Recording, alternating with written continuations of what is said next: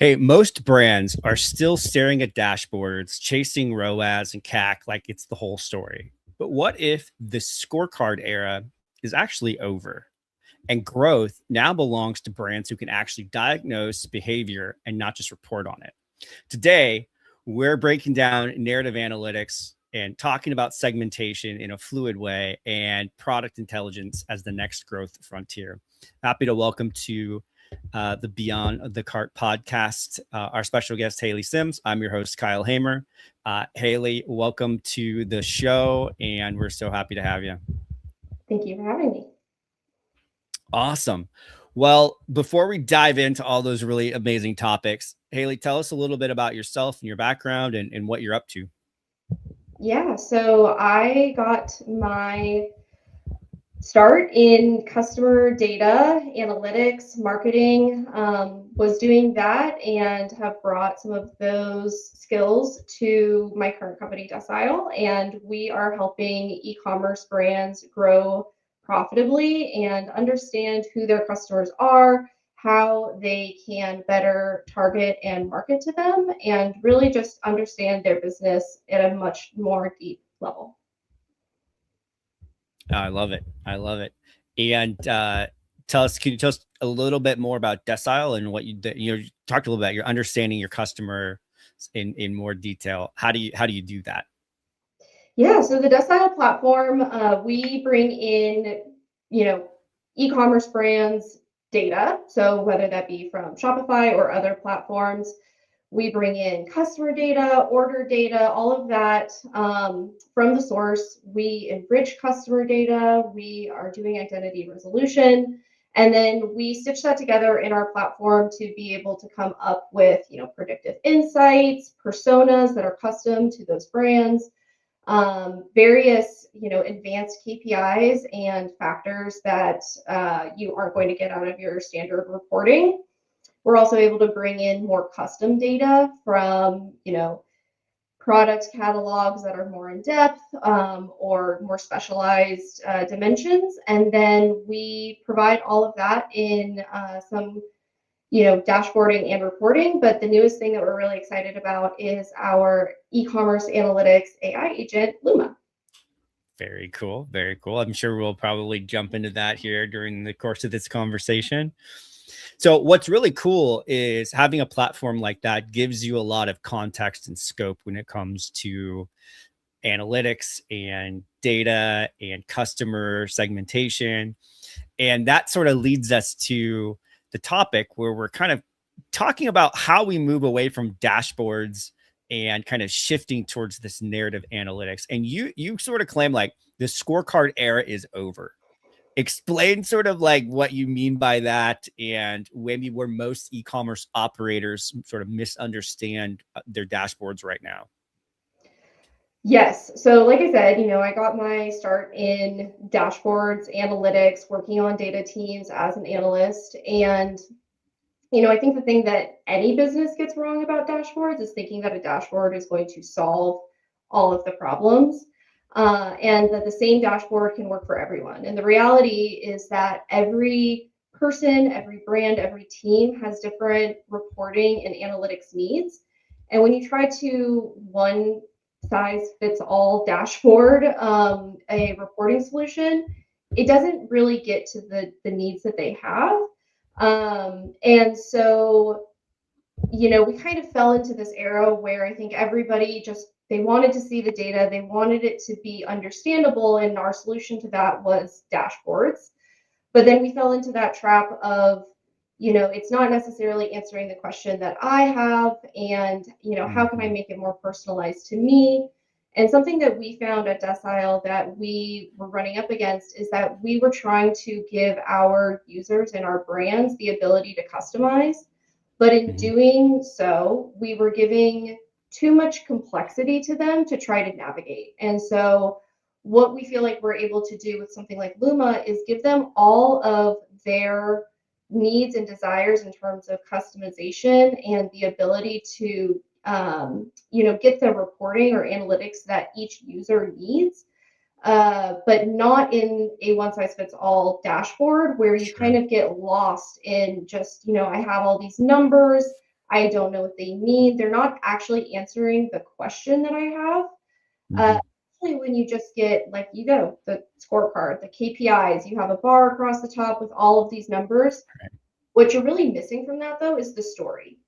And so Yeah. that's where you go to an analytics team and you're asking, well, why are these, specific numbers up or down, right? Like, why is my Mhm. retention low and my acquisition high? Like, where is that funnel dropping off?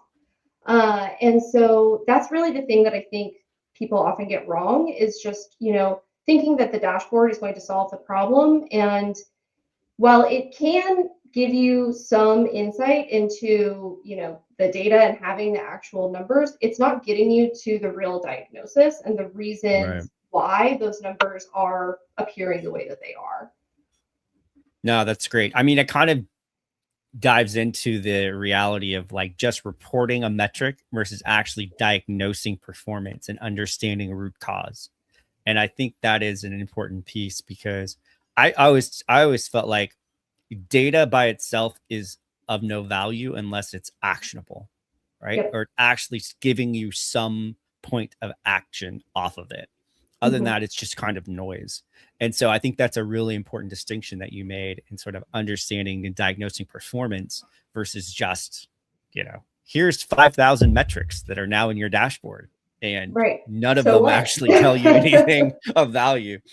No, I think that's great. So say, for example, let's put this in like context. Say you're a founder or a CEO of a brand doing 5 to 30 million ecom.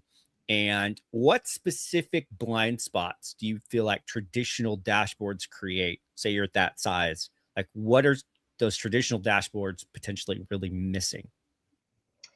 I think they're missing what's in between.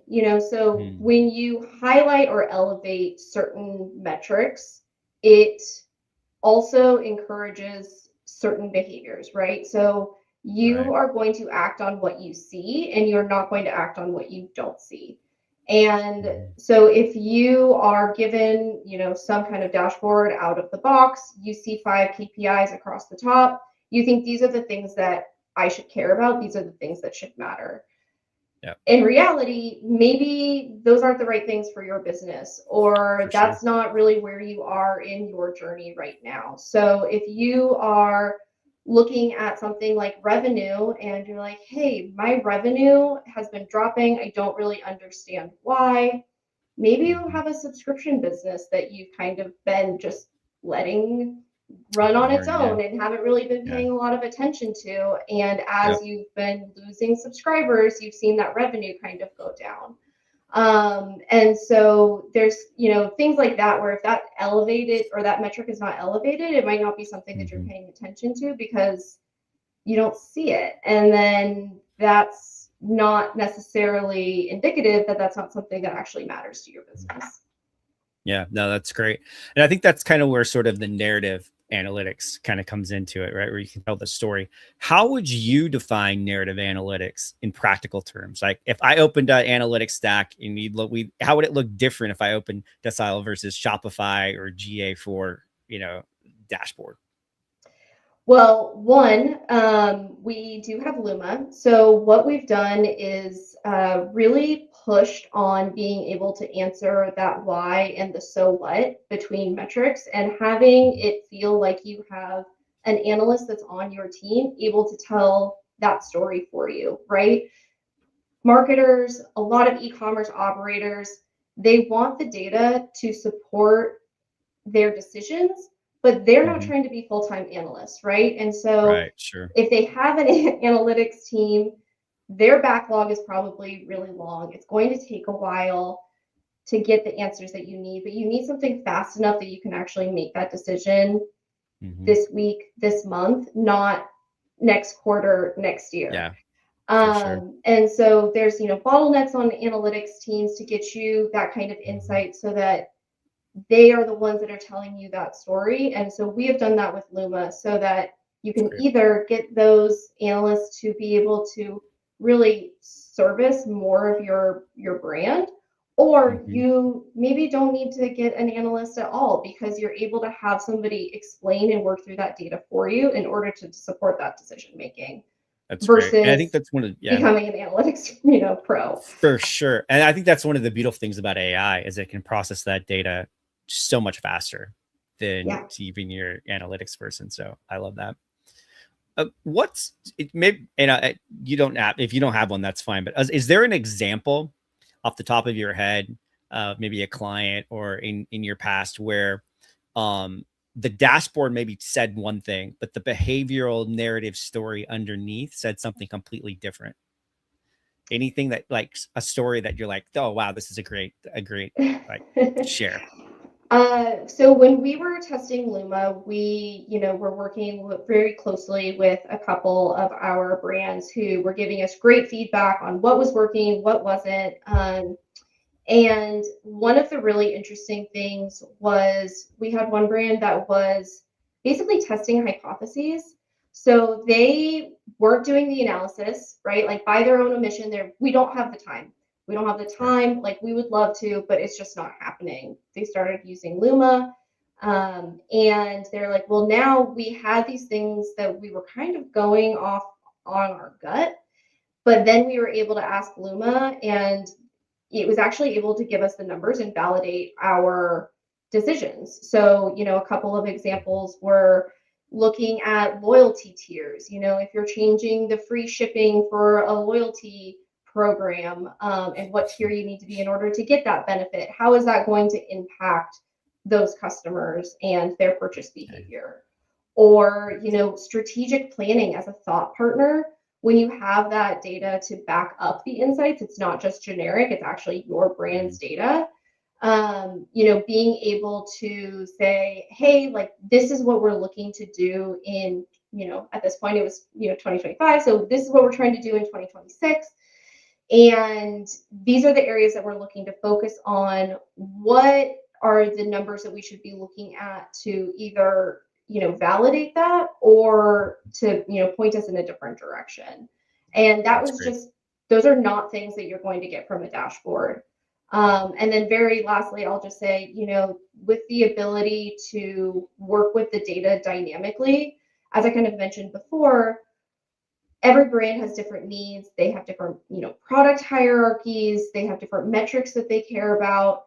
And so being able to leverage Luma and Luma being able to run those multi-step analyses for you, you get to much deeper and complex analytics and insights than you get from a dashboard. So you're able to say, okay, well, if my customers came in on this product, what did they buy next? And how many have bought the first product and not the second product, and then where should I, how should I target them?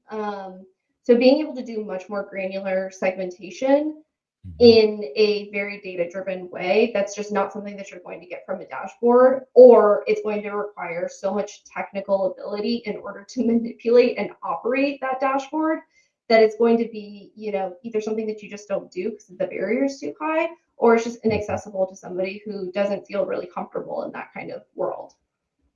That's great. And so you mentioned segmentation, and I feel like one of the greatest components of understanding your customer and understanding that is your ability to do segmentation and lifecycle strategy, right? So let's talk about that segmentation and sort of path-based lifestyle strategy.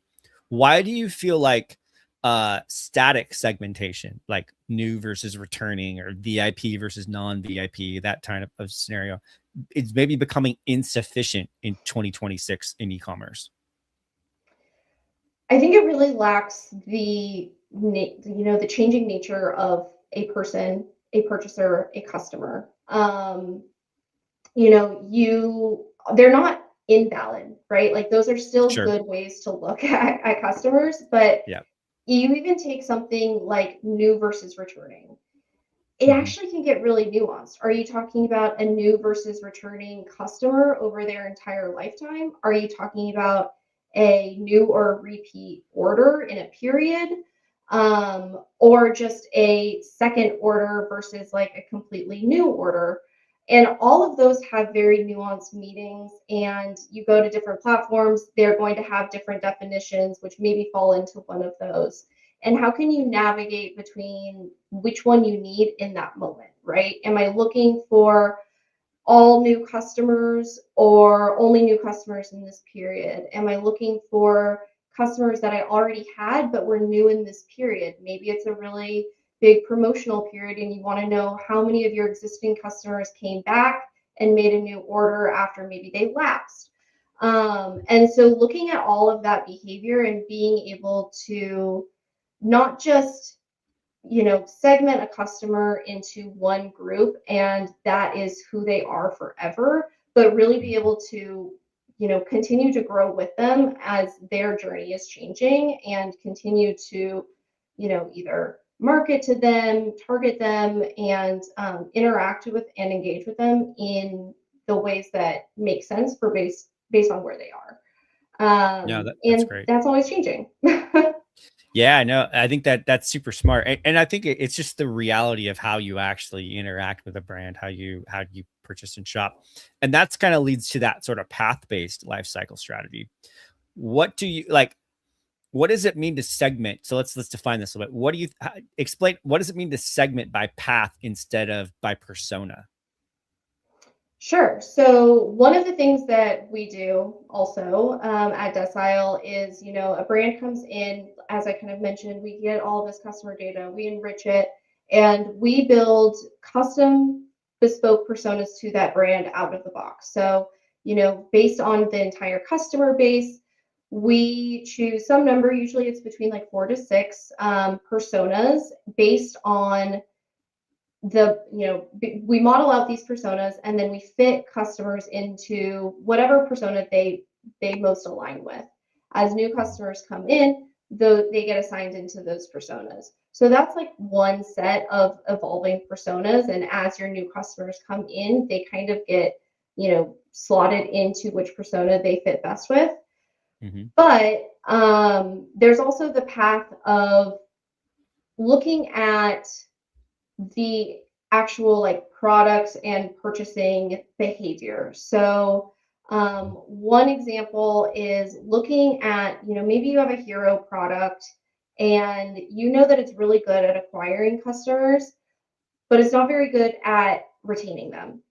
Meanwhile, you have a few other products that are really good at retaining customers. They're really successful with your, long-term loyal customers.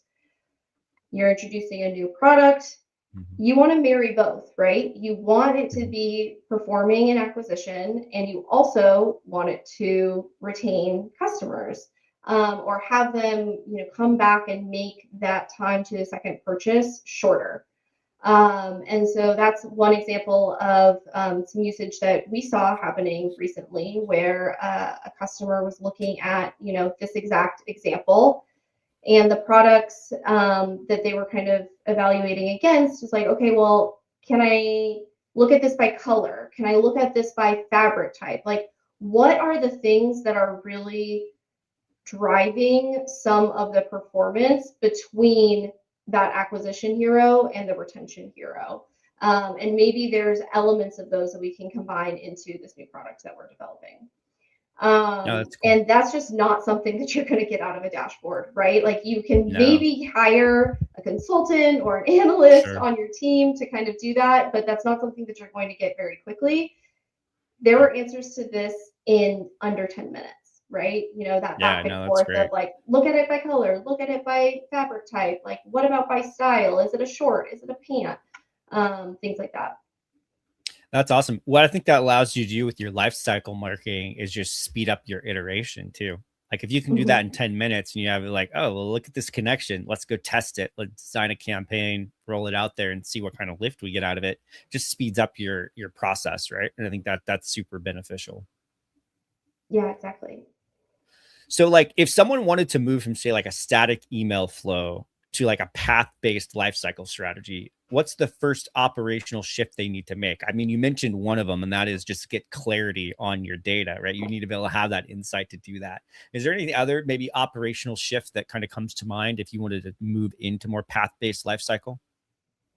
I think knowing really deeply what how your products are operating and performing, that product intelligence is really key. So knowing what is in that first purchase basket, right? Doing the market basket analysis, but then also looking at the sequential product pathways. So once you've acquired a customer, what are they most likely to purchase next, right? If they are purchasing a body care product, are they going to purchase skincare next, right? Or how do you transition somebody from a sample to buying a full-size product? And so being able to really deeply know, how do these products combine together? What products are getting purchased together so that you can maybe bundle those, right? Or maybe you see that a customer is repeat purchasing the same product. Is there opportunity for a subscription program that you don't have currently? And then going back to your question about, email, like a static email, then you're able to more personalize those messages because you know what they bought the first time. You know what most purchasers buy the second time. So now you're able to tailor that because you know what's actually going to work, not what you want them to buy, but what they're actually most likely to buy based on your data and all of your customers' purchasing history. Yeah, that's great. So with sort of this fluid segmentation, what do you feel has the greatest, most impact on revenue? Like, where does segmentation most directly impact revenue? Do you see it happening in AOV or LTV or CAC efficiency? Like, based on your data, like, where do you once that switch is flipped, where do you sort of typically see the biggest impact? We really look at LTV, looking at how does a customer progress over their journey in terms of their lifetime value. And once you are able to look at those high value customers, what makes them different from the rest of your customer base? That's really where the name Decile comes from. So if you look at that top decile of your high value customers, what sets them apart, and then how do you go back and feed that into the beginning of the funnel so that you're actually getting the right customers that have the best opportunity and chance to become those really high value and long customers in the long run. I love it. Awesome. So, and you mentioned product, and one of the big growth levers that you mentioned was product intelligence, right? And you kind of outlined that a little bit, like understanding really how your products are functioning within your customer base. Do you believe that sort of product intelligence is really like the next major growth lever for ecom in the future? I think it's really powerful, especially if you have a really big product catalog. Something coming from the data side and seeing kind of the back end of that, it can be really unwieldy. And we've all heard it, garbage in, garbage out, right, when it comes to data. And so I think that's really where, when you leverage the power of something like Luma or AI, being able to grapple with those really big product catalogs where product names have changed, maybe styles have changed. If you're just doing reporting, you're going to see all of that noise, right? Yeah. With something like AI, you're able to actually clean out the noise and get more of that signal on your products. So I think it's pretty untapped in terms of what types of insights, especially when it comes to not just the products, but really the journey as well. I think that's really interesting. I think that there's a lot that's there in terms of recommendation, marketing, and then the things that you can do with it. Like we said, subscription products, bundles, there's a lot of different levers that you can use with products as kind of that driver. Yeah, for sure. I think it kind of reminds me, again, we kind of talked about a little bit, the speed. It's the feedback loop, right? You can get a faster feedback loop where behavioral data can inform merchandising and bundling and pricing and product development and all of those fun things. Like you mentioned, it just allows you to go faster than maybe what you would have had the ability to do in the past. So I think that's really, really cool. if you were building a commerce analytics system from scratch, right, today, what would you prioritize in the first 90 days if you were a brand? You're starting from scratch. You own the brand. You're like, I have no insight into my analytics whatsoever. What would be your first 90-day sprint? One, making sure that I know who my customers are and I'm able to connect them across all of my tools. Yep. What's the Every best way tool. to do that? What's the best way to do that? Having a CDP, having something that's able to consolidate and, marry all of those customer records together. Mm-hmm. If you go to every platform, they're all going to say that you have different number of customers. They're all going to have different information about them. It's going to give you a lot of mixed signals. And so the best way to get clarity is to make sure that you're speaking the same language across all of them. It's like from attribution. Yes, attribution. Exactly. And and then really figuring out, I think it depends on what matters to you. And I think that is the thing that sometimes folks can get wrapped up in, is almost collecting metrics just for the sake of collecting them, like oh, I can report on this, oh, I can report on that. It's not the amount that you can report on, it's being able to report or get the insights that you need really well from the things that actually matter to you. So what are the key things that you care about, and what are the core metrics that are going to be able to tell you whether you are succeeding or you are being challenged in those areas and that you could improve on. So that's what I would focus on. I would focus on, one, making sure that I know my customers, and then two, really dialing in on what those KPIs are that I would care about for that point in my business, right? If I'm a new growing brand, maybe I care really heavily about acquisition, right? And I'm just going to throw everything into acquisition. Okay, well, what are those metrics that I care about to make sure that I am doing everything that I can to acquire those customers? And maybe I care much more about the top of funnel versus like a more established brand. Maybe there's more of a balance, or more even leaning towards, retention, or getting your existing customers to come back and make additional purchases. I love it. What does sort of a healthy sort of analytics culture look like, do you feel like, in a brand? Like some brands are very data driven. Others, they claim to be. But what would you consider like a really healthy sort of diagnostic culture within a brand? Inquisitive. I think that's really, being inquisitive into what and why. Asking questions, not just taking numbers at their face value, but like I said, really figuring out what that story is and why it matters. And then that translates into action. I think it also, I feel for brands that are like in our hierarchy of needs, we don't have the capacity, right? Sometimes that's a reality. For sure. And that's okay.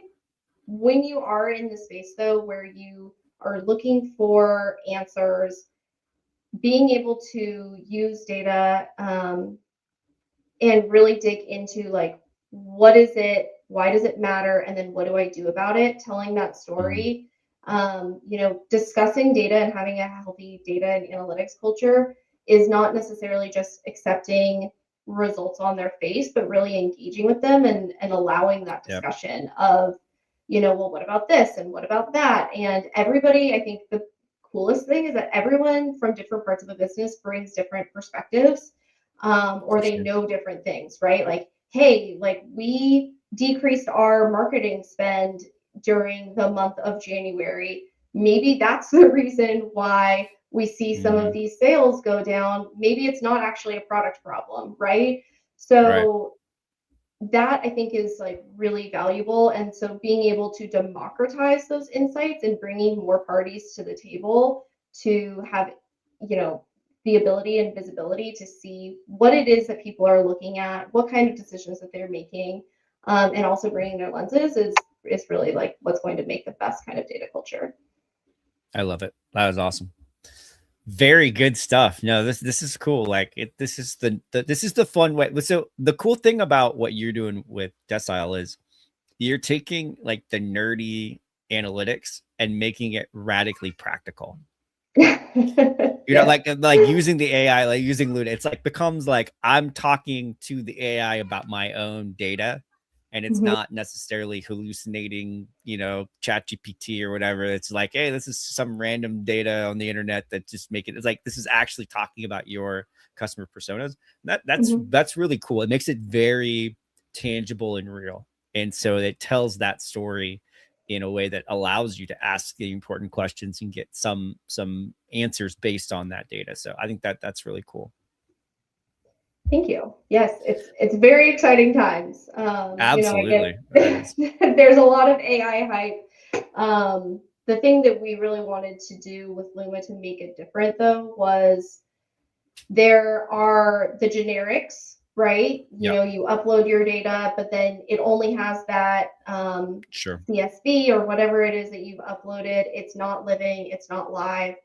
And it's Yep. only going to give you those generic insights based on general knowledge. It's, Yep. not going to be very particular to your business. On the For other sure. hand, a lot of what we saw in the market was you ask for, a question and here's a link to a report, or just Mhm. here's the chart that you would get from a dashboard. That's not cutting it, right? That's just translating the problem into a chat Mhm. interface. It's not For getting you sure. to the underlying reasons why Yeah. metric is going up or down. So that's really what we're pushing for, is making it feel like you have that analyst by your side who is able to tell you that story without you having to do it yourself. I love it. That's awesome. This is good stuff. All right. So I want to move into our rapid fire round. So I'm going to ask you a series of questions, and you can just off the top of your head give me your best answer. You ready? All right. So, what is one metric that you would delete from most dashboards if you had the power to do so? Oh, um,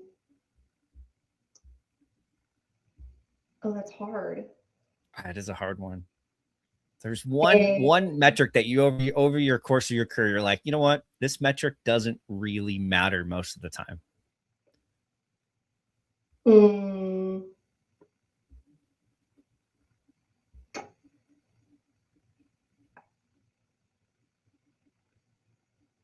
As a data I person, you're don't. like, I love all metrics I equally. know. Well, They no, serve their own purpose and point. That's fair. No worries. We can go on to another question.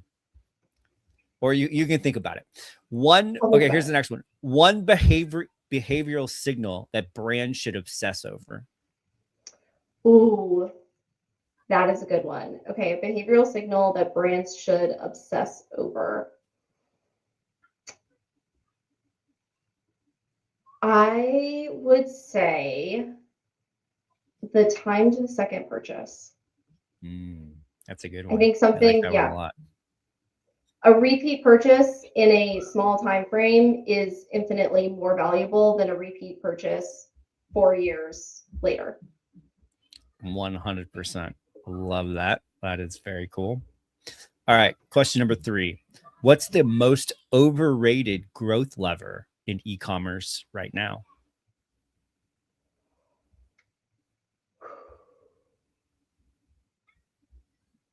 Well, These are hot takes. these are hot takes. Um, Honestly, overcomplicating everything. That's I good. would, that's not necessarily a lever, but it kind of applies to all of them. Yeah. This kind of goes back to like getting clear on your signal and separating it from the noise. That's good. I think that's what's going to, whatever it is that you're looking at, whether it's ad platforms or, Mhm. products or, your campaign flows or things like that, like figure out what works and try to Yeah. keep it much simpler than you probably think it needs to be. Wow, that's good. What is an underrated source of product intelligence? Like product level insight. What's an underrated source for that? An underrated source for product insights. Yep. Product insight, product intelligence. What do most people just forget about when they think about either I think analyzing their product or all go of the ahead. elements that a product actually contains. Like we see this a lot with the various product hierarchies that our brands bring to us. So you see every different flavor of it.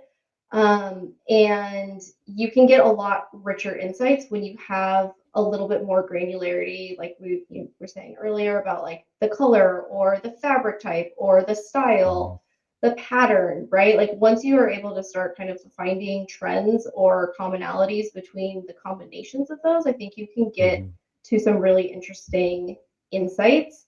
And if you don't have that level of granularity, you won't know what you don't know. Sure.